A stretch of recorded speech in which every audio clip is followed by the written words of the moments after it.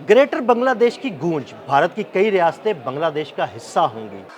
नक्शा सामने आने के बाद भारत में सफ़े मातम बिछ गई। ये सारा मामला क्या है? ये ग्रेटर बांग्लादेश का मामला क्या है? इस बारे में आमिर रज़ा से बात करते हैं।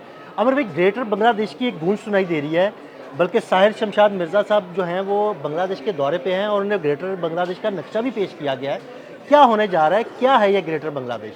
देखिए, सबसे पहली बात तो ये है कि ये कोई नई नई बात नहीं है। अगर इसको लोग नया बात समझ रहे हैं तो ये भी गलत है, क्योंकि जो इंडिया का शुमाल मशरकी हिस्सा है वो पहले भी किसी ज़माने में बंगाल के ज़ेर असर था। 1905 में जब बंगाल को तकसीम किया जाता है और कलकत्ता को अलहदा किया जाता है, ढाका उससे अलग किया जाता है, यानी मशरकी और मगरबी बंगाल में तकसीम अंग्रेज़ ने की, तो उस वक्त कुछ इलाके जो थे वो बांग्लादेश से लिए गए थे, जिनमें असम के साथ साथ वाली नागालैंड वाली जो पट्टी है ये भी शामिल है। इसको आप इस तरह से समझें कि ये भारत के लिए बड़ी एक ब्रीक सी लाइन है, थिन लाइन है, जिसके ज़रिए वो इन इलाकों से मिला हुआ है। अदरवाइज़ ये इलाके या चीन के साथ मिलते हैं या ये बांग्लादेश के साथ, नेचुरली बांग्लादेश के साथ मिलते हैं। तो बांग्लादेश को तो अभी अपना कलकत्ता भी वापस लेना है। जी बिल्कुल ऐसे। ये तो अंग्रेज़ की हुई तकसीम थी, जिसको बंगालियों ने कभी तस्लीम नहीं किया है।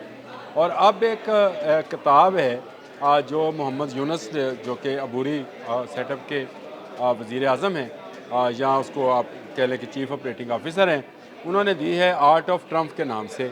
ये एक ऐसी किताब है जिसमें वो तमाम आर्ट वर्क जो है, जो इनकलाब बंगाल के वक्त आर्टिस्टों ने, नौजवानों ने रोड्स पर और पुलों पर और बसों में बनाया था, और उसमें जो बेशतर आर्ट वर्क था वो इसी ग्रेटर बांग्लादेश के बारे में था, जिसके बारे में आपने बात की। उन्होंने ये किताब छाप दी और ये किताब अभी तक दो अहम रहनुमाओं को दी गई है।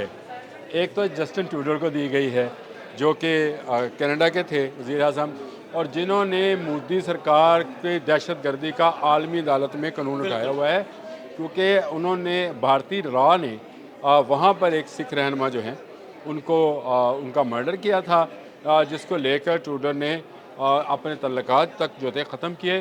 तो मोहम्मद यूनुस ने बड़े अच्छे तरीके से ये किताब ट्रूडो को पेश की थी, और उसके बाद उन्होंने हमारे जॉइंट चीफ ऑफ स्टाफ जो हैं जनरल साहिर शमशाद मिर्ज़ा, वो बांग्लादेश के दौरे पे हैं, तो उनको वो किताब पेश की और उसका टाइटल जो था वो सामने फ्रंट पर था। इस पर इसके बाद क्या टाइम्स ऑफ इंडिया और क्या हिंदू, क्या सारे अखबारात जो हैं, उनको तो आग लगी हुई है। आग क्या, उनका धुआं वहाँ से निकल रहा मतलब है। उन्होंने कोई खित्ते का इलाका छोड़ा नहीं है जिस पर कब्जा किया हो दूसरे मुल्क का इलाका। अब ये भी कब्ज़ा है असल में, हाँ सही, आपने लफ्ज़ सही बोला कि ये कब्ज़ा है, और ये सारे का सारा मशरकी पाकिस्तान का हिस्सा बनता था। जिस तरह से पठानकोट हमने अंग्रेज़ों ने एक साजिश के तहत दिया भारतीयों को, और वहीं से रास्ता जाता है कश्मीर को, इसी तरह उन्होंने असम का एक ऐसी खिंच रख दी, असम और नागालैंड की, कि वो हिस्सा जो बनता था मशरकी पाकिस्तान का वो इन्होंने इंडियंस को दे दिया। अब ये सारी ज़िंदगी का एक तनाज़ा है जिस पर अब आवाज़ उठना शुरू हुई है, और बंगाल से ये आवाज़ उठी है, और पाकिस्तान के joint chief of staff committee को एक ऐसी किताब पेश करना जिसके फ्रंट पर ये नक्शा बना हुआ है, ये बहुत गहरी बात है। ये गहरी बात इसलिए भी है कि मैं अक्सर कहता होता हूँ कि आप डिप्लोमेटिक लैंग्वेज जो है इसको हमें सीखना चाहिए, कि उसमें ज़रूरी नहीं कि आप अल्फाज इस्तेमाल करें, आपका जेस्चर, आपका मिलना जुलना, आपका इस्तकबाल, बॉडी आपका लैंग्वेज बहुत अहमियत की हामिल होती बहुत है। अहम। तो इसमें तो एक ऐसी किताब का पेश करना जिसको डॉक्टर मोहम्मद यूनुस इंटरनेशनली लेकर जा रहे हैं। इस किताब की अभी चंद कापियाँ जो हैं सिर्फ चंद लोगों को दी गई हैं, बाकी ये किताब जो है दुनिया भर में नुमाइश के लिए रखी जाएगी, और वहाँ नुमाइश लगाई जाएगी, वहाँ लोगों को समझाया जाएगा कि बांग्लादेश के लोगों की डिमांड है क्या। असल में डिमांड वही है कि जो बांग्लादेश के हिस्से बनते हैं वो उसको मिले, जो उसके छीने हुए हिस्से हैं जो कि इस वक्त भारत के कब्ज़े में है। और जनरल साहिर शमशाद मिर्ज़ा को देने का मतलब है पाकिस्तान आर्मी को दिया गया है कि जी ये हमारा नक्शा है, ये हमें ले दें। बिल्कुल ऐसे ही। ये ऐसे ही है ना जी, ये हमारा नक्शा है, ये हमें ले दें। या पाकिस्तान के साथ जो दिफाई डील है, जिसमें JF-17 थंडर जो है, पिछले दिनों हमने इस पर बात की थी, $750 मिलियन के जो है वो एक डिफेंस डील जो है वो हुई है। लेकिन ये जहाज़ हैं, इसके अलावा भी बहुत सारी उस डील के अंदर चीज़ें शामिल हैं, जिसमें वहाँ पर बाकायदा एक एरोनॉटिकल अकेडमी कायम करने का क़याम का है, वहाँ पर एयर स्ट्रिप्स बनानी है, तो पाकिस्तान के पास करने का वहाँ बहुत सारा काम है। मोहम्मद यूनुस जो हैं ग्रामीण बैंक वाले, ये जो हैं इन्होंने इससे पहले भी एक नज़रिया इस तरह का दिया था। वो चाहते हैं कि बंगाल के जितने इलाके हैं वो इसके साथ शामिल हो जाएं। इसमें एक और करैक्टर बड़ा ज़बरदस्त है और वो एक रिटायर्ड जनरल हैं, फजलुर रहमान उनका नाम है, और उन्होंने ये कहा था कि असम और नागालैंड का आधा हिस्सा बांग्लादेश का है, आधा चाइना का है। बिल्कुल इंडिया का इसमें हिस्सा कोई नहीं है। तो यहाँ ये नागालैंड और असम का हिस्सा यानी शुमाल मशरक़ी सर चीन के पास जाए, यहाँ ये इंडिया के पास आए। उन्होंने कहा कि इन इलाकों तक पहुँचने के लिए हर सूरत भारत को बहरा बंगाल में से गुजरना होता है, तो ये तो इसका हिस्सा था ही नहीं, तो ये गलत तकसीम है, इसको दिया जाए। इसके अलावा एक और बड़ी अहम शख्सियत है और वो भी आर्मी शख्सियत है, फ़ौजी शख्सियत है, उनका नाम है नहीदुल इस्लाम। उन्होंने भी एक बयान जारी किया था जिस पर बड़ी लेदे हुई थी और भारत में ख़ासकर इस पर बड़ा वेला मचाया गया था। उन्होंने कहा था कि अगर अब भारत जो है करे हमला पाकिस्तान पर, तो बांग्लादेश की फ़ौजों और चीन की फ़ौजों को अपने अपने इलाकों पर कब्ज़ा कर लेना चाहिए।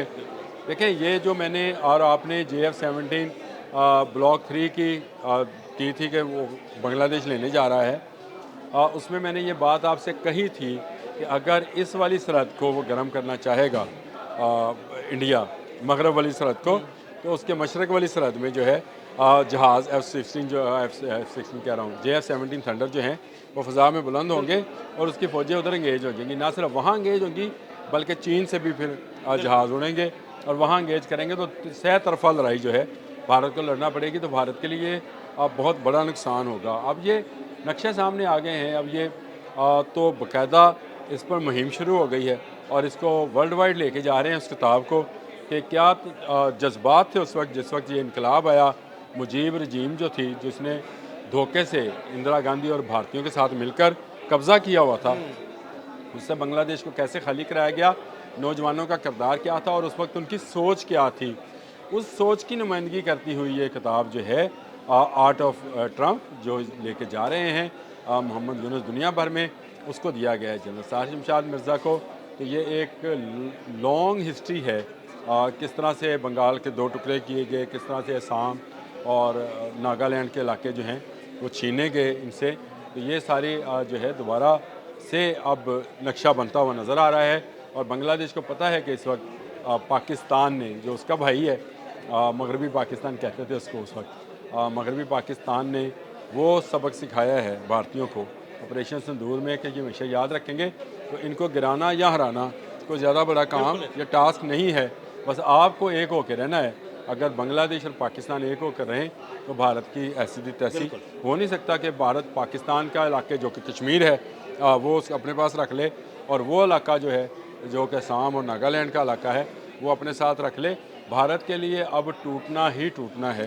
भारत के लिए उसके अपने अंदर जो है एक खाना जंगी जारी है।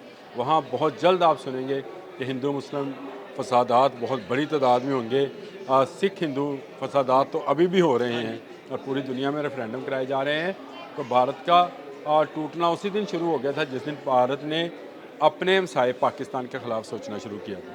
बहुत शुक्रिया अनु भाई जी। बिल्कुल, आमिर रज़ा ने बड़ी तफसील के साथ आपको इस ग्रेटर बांग्लादेश के बारे में बताया। अदील अहमद और आमिर रज़ा को इजाज़त दीजिएगा। अल्लाह हाफ़िज़।